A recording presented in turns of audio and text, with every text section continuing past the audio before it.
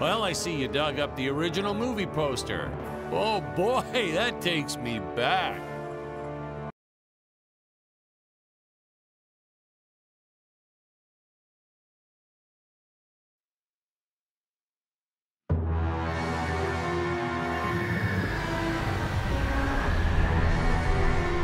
Hello, Dan Smith here. I directed this film back in, well, it feels like a century ago.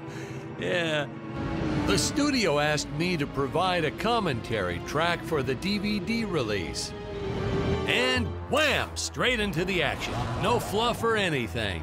That's what we did back then. Crash-landed ship. Out pops our hero, the fearless Dick Starspeed.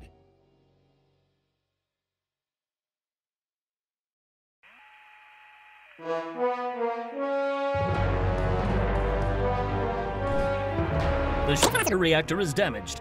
I believe that I am stranded on an alien planet. Played, of course, by actor Jonathan Digby. Went on to some minor roles after this. Such a shame. I thought from day one this guy's got leading man written all over his face.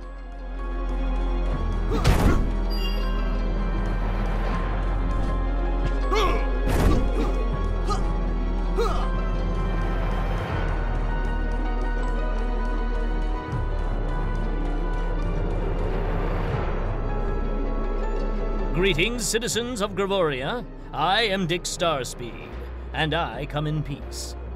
Probably shouldn't have had Dick draw his weapon when he was talking about peas. Well, maybe one day we'll go back and CG it into a sandwich or something instead. Ha! Just kidding.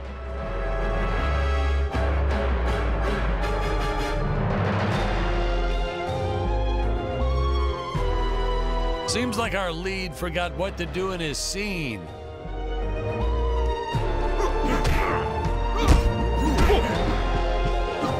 This is what people pay to see.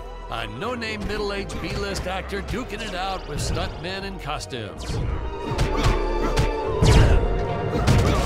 Such stunning choreography. Now the extras in those robot suits really knew how to take a punch.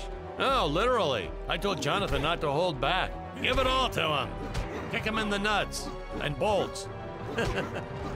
And I know what you're thinking, but don't worry. We handled it responsibly. We made them all sign waivers not to sue for injuries.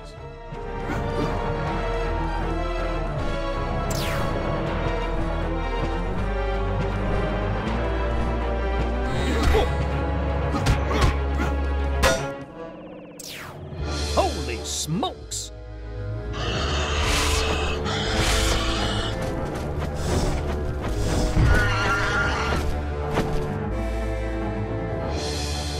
If I land squarely on that grain silo, I should survive this fall unscathed. Well, I shouldn't say this now, but you could actually see the strings if you squinted hard enough. A screenwriting trick from back in the old days. You put a grain silo or some haystacks down and it solves all your gravity-related problems.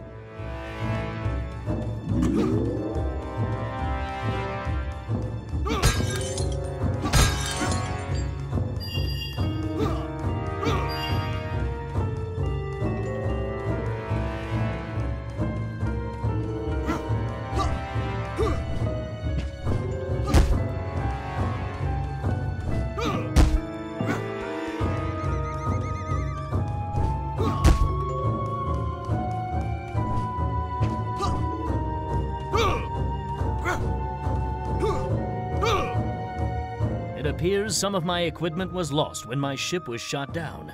But what luck! This high-tech scanner reports that my ray gun is nearby.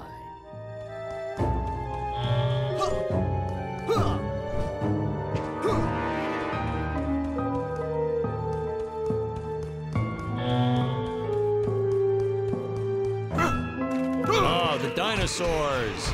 You just don't see quality stop motion like this anymore, do you? Someone actually sat there and moved them, frame by frame. Today, it'd be done with computers, but Where's the artistry in that?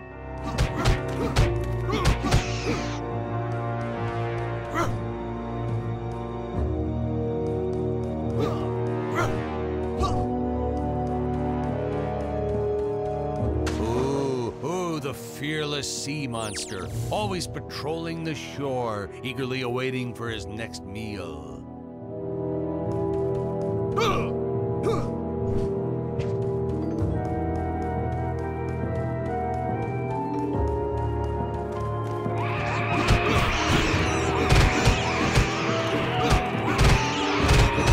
Now, if the trees here look a little plastic, well, it's because they are.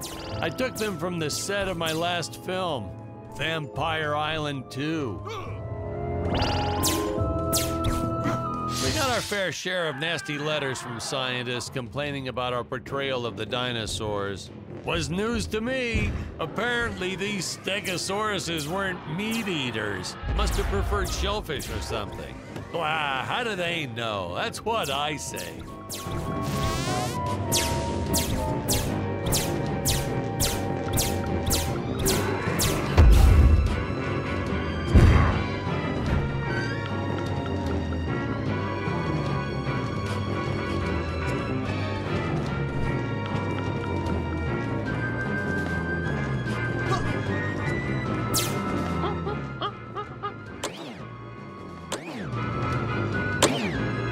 As usual, the local population is defenseless. That's where our hero steps in and saves the day.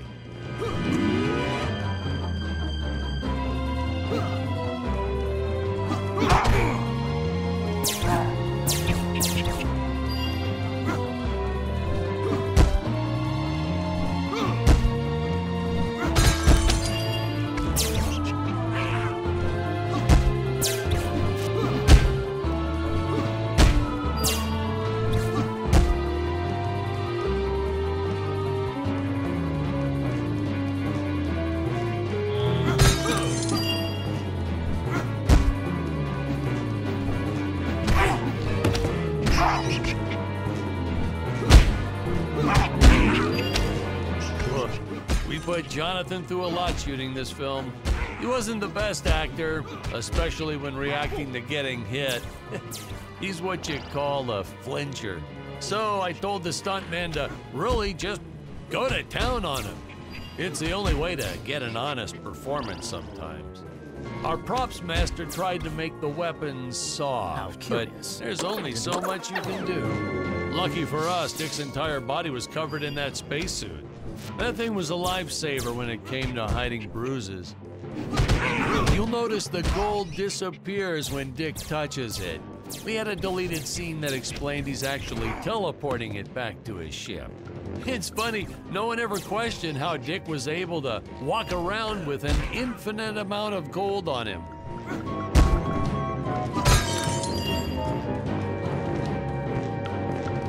We had to redo these shots. Our first attempt was kind of a disaster. We tried using real apes, thought it'd cut down on the costume budget a bit. But have you ever tried working with apes? They are the worst actors ever. They don't sit still for a moment, and the second you take your eyes off of them, they're flinging their feces all over the place. Jonathan refused to work with them after he got well, let's just say that he had to take more than a couple of showers one day. You know, you never forget the smell of monkey poo. We steam cleaned the studio top to bottom. Still never got rid of it entirely. All through the rest of the shot, we kept finding those little surprises hiding inside various props. Boy, were those the days.